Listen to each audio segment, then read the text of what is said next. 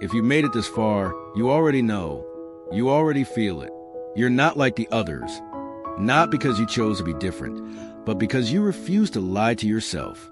You don't look away when things get uncomfortable. You don't pretend the world is better than it is. You don't numb your mind to fit into small conversations or shallow truths. And that makes life harder, more lonely, more complicated. But it also makes you real in a world full of echo chambers and empty validation. Your presence is rare. Your insight is rare. Your pain is the price of clarity.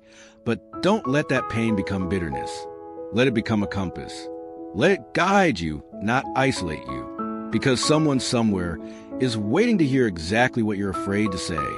Waiting to feel what you're tired of carrying alone.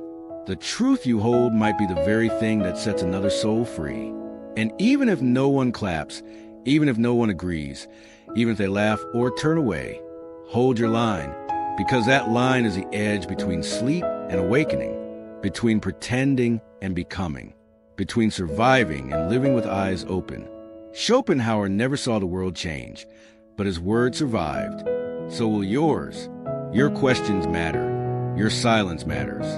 Your refusal to settle matters. So don't dim your fire to make others feel safe in the dark. Stand. Speak. Let the silence prove you right.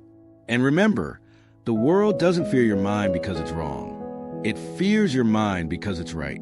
So tell me, what truth have you been afraid to say out loud? The ones who see too much are the ones who lead us forward. Part 1, the loneliness of awareness. No one tells you this growing up. They teach you to be smart, to ask questions, to think for yourself, but they never tell you what happens when you actually do. Because when you start seeing through things, when you stop nodding and start noticing, you begin to lose people. You're no longer invited into every conversation. Not because you're rude, but because your presence feels like a spotlight in a room full of shadows. You make people uncomfortable not by attacking them, but by existing with eyes wide open. And that's the first punishment of intelligence. Loneliness, not the poetic kind. Not the kind that artists romanticize. The real kind. The cold kind. The kind that echoes when you're surrounded by people, but no longer with them. Imagine being the only sober person at a party. Everyone else is laughing, dancing, cheering, and you're just watching, not judging, just noticing the absurdity, the chaos, the emptiness behind performance. You try to speak. You try to say what you see. But they don't hear insight. They hear disruption. They hear you ruining the mood. So you go quiet, not out of fear, but out of exhaustion. This is what Schopenhauer meant by the burden of consciousness. The more aware you become, the more isolated you feel, because awareness separates. It divides those who question from those who conform. And most people choose comfort over clarity. Society rewards intelligence, but only when it conforms, only when it entertains. The moment it challenges comfort, questions values, breaks illusions, it becomes dangerous. You become too much, too analytical, too intense. They won't say it out loud. They'll just stop calling, stop listening, start labeling. And here's the cruel irony. You didn't ask for this distance. You only asked for honesty. You only asked, what if we're wrong? What if this doesn't make sense? What if there's more? But those questions are dangerous, not because they're offensive, but because they're real. And real questions destroy fragile illusions. It's easier to mock the thinker than to question the thought. Easier to exclude than to reflect. Easier to call someone pretentious than to admit you've never thought that deeply before. And so, the intelligent person learns to carry two weights. 1, the weight of knowing. 2, the weight of knowing they can't share it freely. Schopenhauer lived this pain. He wrote with clarity, with depth, with honesty, and the world turned away. Not because he was wrong, but because he was too right. Because he didn't flatter the ego. He revealed it. He didn't worship comfort. He questioned it. And that made him dangerous. He saw that people prefer beautiful lies over painful truths. They prefer stories with heroes and happy endings, where good always wins and meaning is guaranteed. But intelligence doesn't operate in stories. It operates in reality. And reality is rarely beautiful. It's messy. It's chaotic. It's uncertain. And when you refuse to simplify it, when you choose to see, You walk alone. But that solitude is not a curse. It's a crucible. Because inside that silence, inside that space of being misunderstood, you grow something no one can take from you. Clarity, depth, wisdom. So if you've ever been the one sitting quietly, watching the world pretend, if you've ever felt like the only one awake in a room full of sleepwalkers, know this. You are not broken. You are not wrong. You are simply awake. And yes, awakening is lonely, but it is also the beginning of everything that matters. Part 2. Why society fears a mirror. There's something deeply unsettling about a mirror, not the kind made of glass, but the kind made of awareness. A person who reflects not what you want to see, but what you've been hiding from your entire life.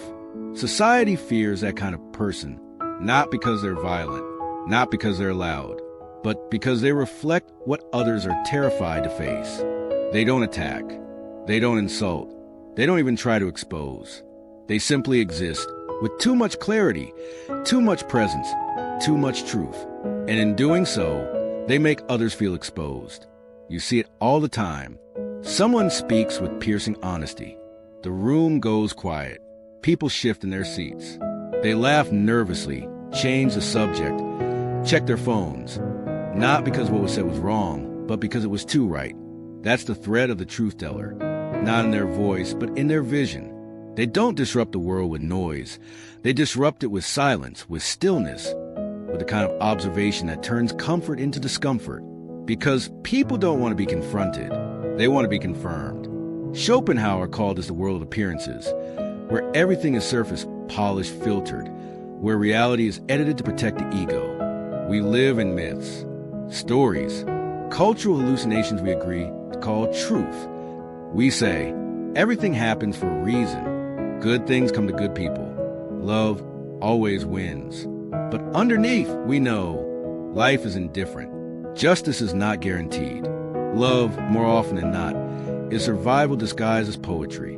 Most people don't want to hear that, because if it's true, then everything they've built their identity around starts to tremble. It's easier to ignore the cracks in the foundation than to rebuild the house. And so, society punishes the mirror. It mocks the philosopher. It silences the truth teller. Not because they're wrong, but because they make everyone else feel naked. And yet the irony is, society needs them, because without reflection, we rot. Without confrontation, we stagnate. Without clarity, we decay inside the illusion of growth. Machiavelli understood this. He wrote that power lies in perception. Whoever controls the narrative controls the people. And truth is a threat to every carefully built lie that makes the world run smoothly. So what does society do?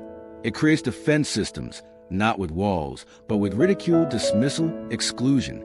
They call you arrogant, pessimistic, elitist, too cold, too deep, too much, not because it's true, but because it's easier than facing the reflection you hold. This is a tragedy of being the mirror. You love too deeply to pretend. You care too much to lie.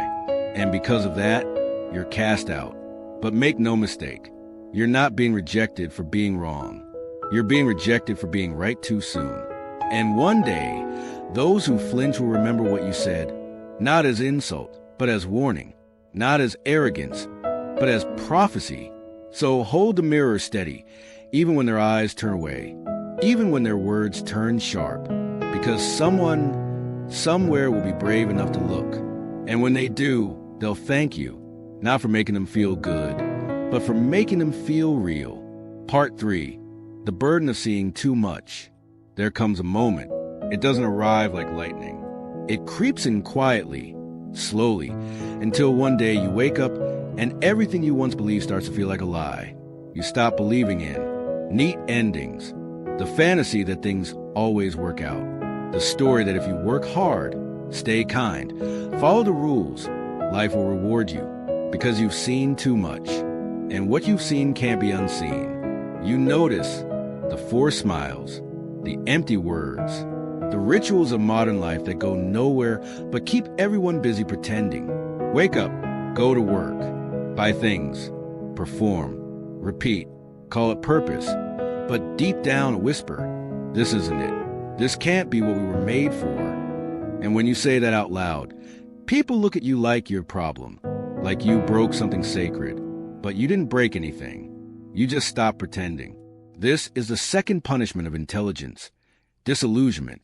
It sounds elegant, but it cuts deep, because disillusionment isn't the absence of hope. It's the death of false hope, and that death hurts. It's like watching your favorite childhood movie again. But this time, you see every flaw, every lie, every cheap trick the story used to keep you sedated. Everyone else still claps at the ending. You just sit in silence, not to ruin it, but because you can't play along anymore. Schopenhauer called this the burden of consciousness. The more you see, the more you carry. You carry the contradictions, the fragility, the shadows behind people's eyes. You see how close we are to breaking, even while pretending to be strong. You see the sadness behind ambition, the fear behind kindness, the hollowness behind most success. And that doesn't make you cynical. It makes you honest. But honesty is heavy, because people don't want the world as it is. They want the world as they wish it were. And when you refuse to lie, they call you negative, pessimistic, dark, not because you are, but because you reflect what they hide. So you become quiet, selective, distant, not be mysterious, but to protect your inner fire from being drowned by shallow noise. You crave deeper conversations, but all you hear is surface talk. You crave meaning, but the world hands you distraction. And slowly you wonder, maybe I'm broken. Maybe ignorance is bliss. Maybe awareness is a curse. But it's not, because while others chase comfort, you chase clarity. While others seek applause, you seek truth. And that is the beginning of liberation. Machiavelli once wrote, "Men are driven by two things, fear and interest. But when you're no longer afraid of seeing clearly and no longer interested in playing along, you become something different, something rare, something free. And freedom, real freedom, starts when illusion ends. Yes, the truth can be harsh, but it's real. And once you taste reality, you realize you were never really living when you were believing the lie. So let the illusions fall. Let the masks crack. Let the story unravel. Because truth, even when it hurts, is the only ground stable enough to stand on. The only mirror that doesn't lie back to you. And once you can stand in front of that mirror without flinching, without apologizing, without needing approval, that's when you stop being afraid. That's when you stop surviving. And finally, start living. Part 4, The Silent Rebellion. Why independent thinking terrifies the masses. You don't need to raise your voice to start a revolution. You don't need to hold a sign or light a fire. Sometimes rebellion is quiet. Sometimes it looks like someone thinking for themselves. Independent thought. It sounds noble, but in practice, it terrifies people. Not because it's dangerous, but because it reveals how fragile our world really is. Society doesn't run on truth. It runs on agreement. We agree this piece of paper has value, so we call it money. These invisible borders exist, so we call them countries. These behaviors are normal, so we call them good. But what happens when someone stops agreeing? What happens when someone looks at all these rules and says, this doesn't make sense? They ask, why do we spend 40 years working jobs we hate just to buy things we don't need to impress people we don't even like? Why do we accept a world where some have billions while others have nothing? Why do we pretend that fitting in is more virtuous than thinking clearly? These questions don't just challenge the system, they unravel it. Because behind every agreement is a collective illusion. And once one person says, I no longer believe, the illusion starts to crack. And that's terrifying, because most people don't build their lives on truth. They build them on comfort. And comfort isn't built to withstand scrutiny. So when someone challenges that comfort, they become a threat. Not because they're aggressive, but because they're honest. Machiavelli understood this. He wrote that anyone introducing new ideas must be prepared to be hated by those who benefit from the old ones. Independent thought isn't a virtue to society. It's a disruption, because it asks for more than obedience. It asks for awareness. And awareness leads to accountability. And accountability breaks the spell. So what does society do? It pushes back, not with reason, but with ridicule, silence, rejection. You'll be called difficult, too deep, too critical, too sensitive, too much of everything that threatens the balance they never questioned. And over time, you start to shrink, not because you want to, but because every honest word feels like a punch to their illusion, and you're tired of being treated like a weapon when you only wanted to speak the truth. But here's the thing. You don't have to be loud to lead. You don't have to argue to resist. Every time you choose clarity over comfort, ask why when silence will be safer. You're rebelling not to destroy, but to awaken. And that's the power of the silent rebellion. It doesn't burn cities. It burns illusions. It doesn't scream. It sees. And the more clearly you see, the more uncomfortable the world becomes. But discomfort is where growth begins. So if the world calls you too much, wear it. Because someone out there is choking in conformity, and your voice might be their first breath of air. Part 5, Emotional Combat. Why intelligence triggers fight or flight. It's easy to think of danger as something physical. A raised voice, a clenched fist, a dark alley. But sometimes danger is subtle. It doesn't shout, it whispers. It looks like a calm person asking a hard question. It feels like someone seeing through your story before you're ready to rewrite it. And that can be terrifying. Because when someone challenges your beliefs, they're not just debating an idea. They're touching your identity. We don't defend our opinions. We defend who we think we are. And the body reacts, not the intellect. Heart rate spikes. Adrenaline flows. Muscles tighten. Fight or flight. You felt it. Someone says something true, too true, and your chest tightens. Your defenses rise. Your face grows hot. Not because they insulted you, but because they exposed you. Schopenhauer understood this before psychology gave it a name. He saw that people don't fear intelligence. They fear the reflection it forces them to face. And when that reflection doesn't match the story they've told themselves, they panic. Because identity is sacred. And questioning it feels like violence. That's why intelligent people are often met with resistance. Not for being cruel, but for being clear. They don't argue. They observe. And that observation feels like judgment because they notice when your words don't match your tone. When your smile carries tension. When your beliefs are just borrowed lines. They don't mean to confront you, but their presence holds up a mirror. And most people aren't ready to look. So they attack or vanish or call you intense, overthinker, too cold. It's not really about you. It's about what you represent. An invitation to be honest. And honesty hurts because most people aren't living lies on purpose. They're surviving them, clinging to them, trying to keep the world stable by keeping their truth buried. So when you arrive and unintentionally dig it up, you become the villain, not because you meant harm, but because you meant truth. And truth, when unexpected, feels like betrayal. This is emotional combat. But only one side knows it's happening. You're trying to connect. They think you're confronting. You're sharing a thought. They feel attacked. You're searching for meaning. They hear criticism. So what happens? You stop speaking, not out of fear, but out of exhaustion. You edit your words. Soften your edges. Swallow your questions. Because you're tired of being misunderstood. Tired of feeling like a storm in every room you enter. But here's what matters. Your clarity is not the problem. Your sensitivity is not the threat. Your questions are not weapons. They are doors. Doors most people aren't ready to open. But someone is. Someone is waiting to feel less alone in a world full of masks. And your voice might be the key. So don't stop thinking. Don't stop asking. Don't stop seeing.